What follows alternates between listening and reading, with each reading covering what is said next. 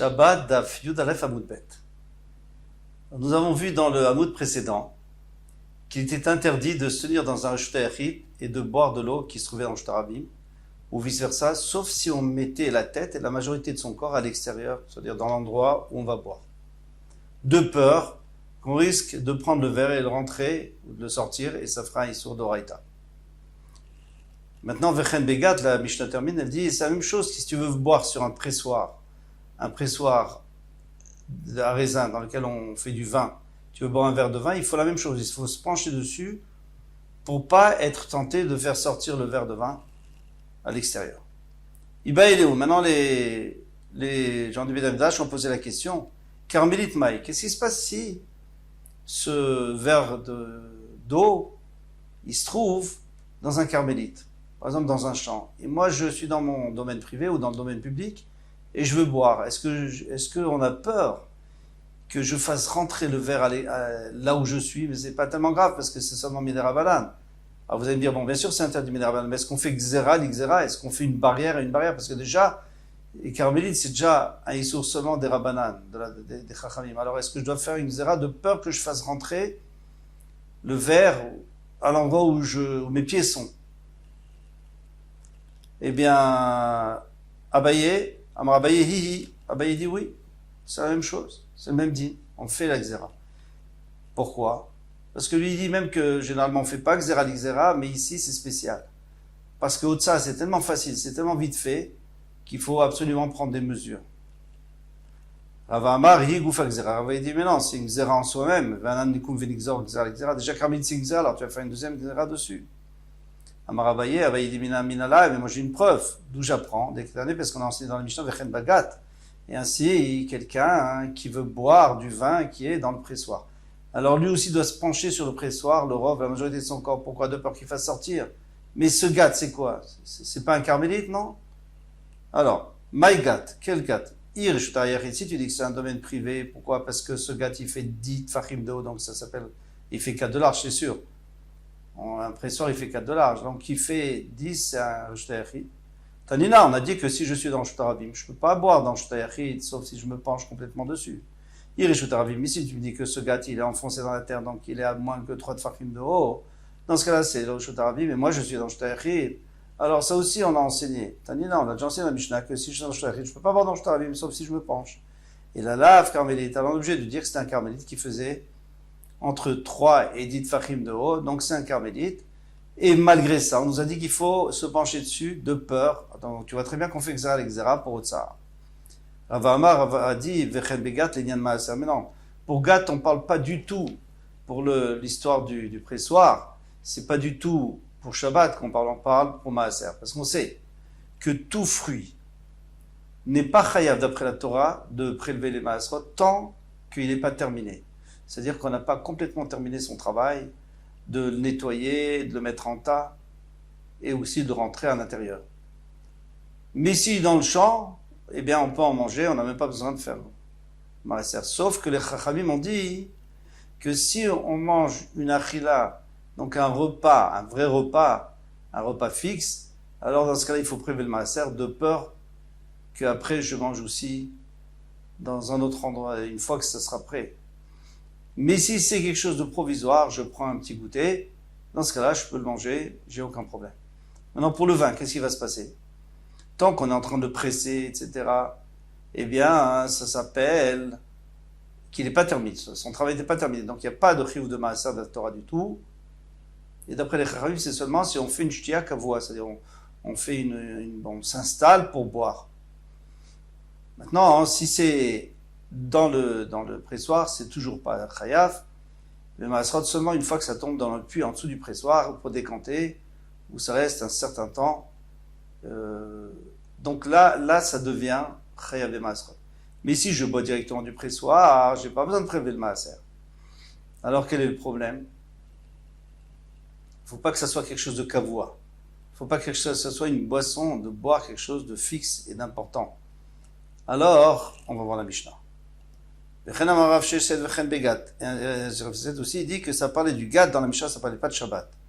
L'inyan Maaser, parce que c'est pour le Maaser d'Etnan. Comme il est écrit dans une autre Mishnah. Shotima la Gat, On a le droit de boire si on se trouve sur, c'est-à-dire de se pencher sur le gâte.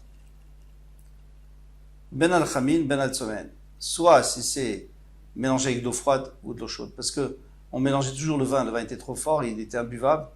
Il se buvait seulement mélangé. Ben al-Khamin, Ben al-Tsomen. Soit avec de l'eau chaude, soit avec de l'eau froide. Ou pato, il est pato, dit Rabbi Meir. Ce sont les paroles de Rabbi Meir. On va voir qu'il faut aussi se pencher sur le gâte pour boire. Rabbi Elazar ben Rabbi Tzadok, Mechayev. Rabbi Elazar ben Rabbi Tzadok qui dit que non, de toute façon, tu es toujours chayav de maaser. Pourquoi? Parce qu'à partir du moment où tu l'as mélangé, ça devient quelque chose de kavura, de fixe. C'est-à-dire que le vin, il devient important. Maintenant, c'est comme si tu buvais pas provisoire. Chachamim Ombrim, Ala Chamin Chayav. Chamin dit que si on a mis de l'eau chaude pour mélanger, il est chayav. Pourquoi? Parce que jamais il pourra le remettre dedans, ça va faire tourner le vin, puisque c'est de l'eau chaude. Donc il va finir son vin. Donc puisqu'il va finir, ça devient un kavua, ça devient quelque chose de fixe. Et à la tsonen, pas tout. Mais si c'est avec l'eau froide, il pourra remettre dedans. C'est même pas sûr qu'il va finir son verre. Donc c'est pas quelque chose de fixe. C'est comme un goûter. Parce qu'il va remettre dedans ce qui est en trop. En tous les cas, d'après tout le monde, et en tout cas d'après les Chachamim et d'après Abimir, il y a des cas, d'après Mir dans tous les cas et d'après les Chachamim dans certains cas, on peut boire sans maaser, mais à condition qu'on se penche sur le gad pour boire, parce qu'on montre qu'on est en train de faire ça provisoire, on n'est pas installé. Mais si on prend et on s'assure sur un banc, ça y est, c'est fini, ça devient fixe. Dans ce cas-là, il faut prélever le maaser.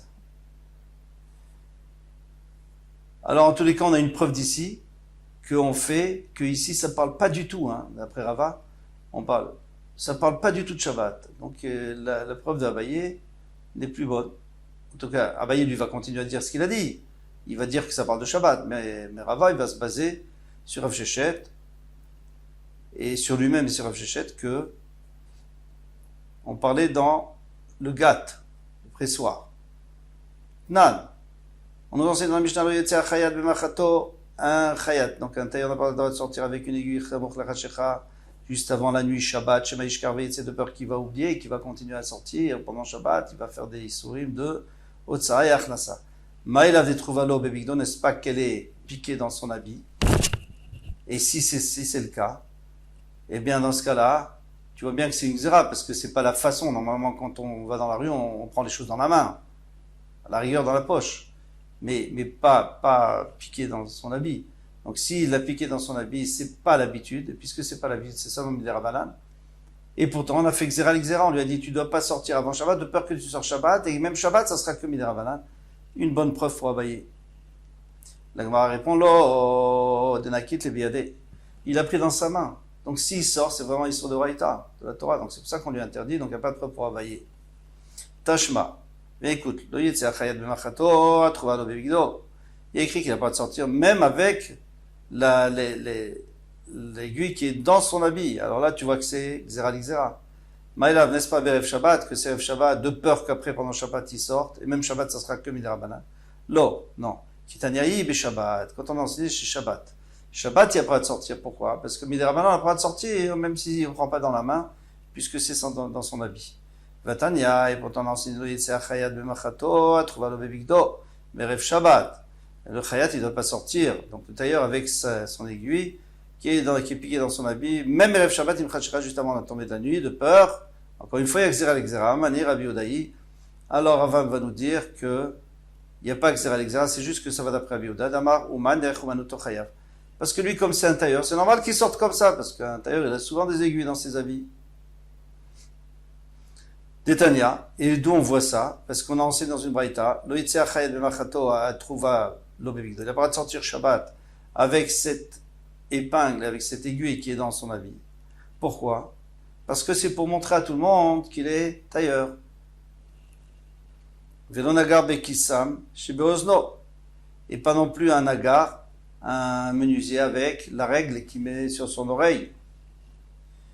Velo soreg bemshicha shebeozno. Et pas non plus quelqu'un qui tend les habits, qui étire les habits avec des cordes. Il ne doit pas sortir avec la cordelette dans son oreille. Velo gardi beira shebeozno. Et pas non plus un tisserand avec le morceau de laine qu'il utilise pour boucher le roseau. Alors, il y a un tisserand, il tend des fils, tend des fils, ça s'appelle Chéti, il tend beaucoup de fils, c'est la chaîne, et ensuite il fait passer la trame, il la fait passer, et aller-retour, aller-retour. Mais comme c'est long, la chaîne est très longue, donc il est obligé de jeter, donc il accroche le fil à un canet, et comme, pour pas que le fil sorte, il met un morceau de laine pour bloquer le fil. Alors ce morceau de laine, il peut le mettre, normalement il le met sur son oreille, là il n'a pas le droit. Pas non plus un peintre avec la palette de couleurs qui est accrochée à son cou pour les gens choisissent la couleur qu'ils veulent. Et pas non plus un banquier avec une pièce d'argent qu'il a sur l'oreille. Mais s'il est sorti, il n'est pas tôt. Mais c'est assaut. Il veut Rabbi Meir, ça ce sont les paroles de Rabbi Meir. Parce que Rabbi Meir lui dit, puisque c'est pas l'habitude de sortir normalement comme ça, hein, c'est pas ça l'habitude. Maintenant, lui, il le fait quand il en a besoin pour montrer qui il est, pour que les gens le prennent, en tant que banquier ou en tant que tisserand. Eh bien, hein, ça s'appelle pas derer et il est pas tour. Rabbi Yehuda Omer, Uman derech omanuto chayav. Rabbi Yehuda lui dit, mais non. À partir du moment où c'est ça l'habitude d'un Ouman de le faire, même si maintenant il ne le fait pas pour ça, mais c'est son habitude, il est chayav. Mais cher Koladam Patour, mais les autres hommes qui n'ont pas l'habitude, il est Patour. Très bien. En tout cas, qu'est-ce qu'on a vu ici? On a vu que ça peut très bien aller d'après Rabbi Yehuda, que lui, il a interdit. Mais c'est pas une question de xéra l'exéra, c'est que vraiment c'est un issour de la Torah, c'est juste une xéra, donc il n'y a pas de preuve pour abayer. Une fois on a enseigné que dans une braïta qu'un zav ne peut pas sortir avec la pochette qui le protège, qui est la pochette qui est attachée pour que ces écoulements impurs ne salissent pas sa vie, ou pour d'autres raisons qu'on va voir tout de suite. Eh bien, il n'a pas le droit de sortir pendant Shabbat parce que ça s'appelle porter. Bimatsa, s'il est sorti, patour, il est patour à Valasso, c'est asso. Alors, c'est-à-dire que ça serait que un issur de Rabbanan. Il faut comprendre pourquoi. Vetania, idach, et un autre braïta, il ne doit pas sortir, mais Bimatsa, chayav khatat. Donc, c'est midoraita. C'est interdit de le faire midoraita. Amar Rabbi Yosef et Rabbi Yosef Lokashia. C'est pas une question, parce que là, on avait une contradiction entre les deux braïtot, et on va répondre. Rabbi Meir, Rabbi Yehuda, d'après Rabbi Meir, que lui, il a dit que c'est pas grave, même si lui, il en a besoin, mais les gens en général ne se promènent pas avec une pochette. Alors voilà, donc c'est pas le derrière des Bnei Adam. Et Rabbi Yehuda lui dit que c'est chayav, pourquoi? Parce que c'est son derrière à lui. Lui, il a besoin de se protéger.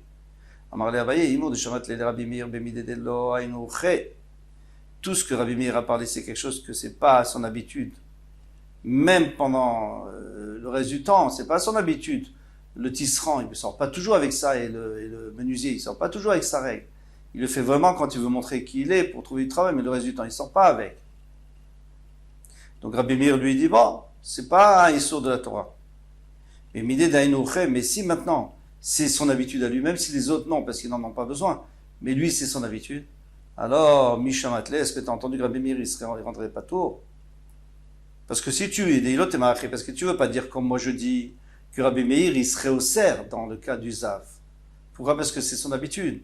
Alors, dans ce cas-là, il a meata idiot shchaka kav bebakat, beshabbat.